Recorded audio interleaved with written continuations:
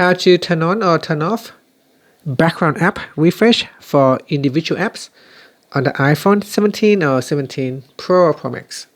Now from the home screen, tap on Settings. Then in Settings, we scroll down and tap on General. After that, we scroll down and tap on Background App Refreshed. Now make sure at the top here, you turn on Background App Refresh by selecting Wi-Fi or Wi-Fi and cellular data. Then in the list here, you can scroll down and choose any apps that you want to turn off or turn on Background App Refresh. So here you can individually customize each of the different apps. If you go to the top here and choose off, then everything will be disabled. And that's it. Finally, you can swipe up to go back to the home screen. Thank you for watching this video.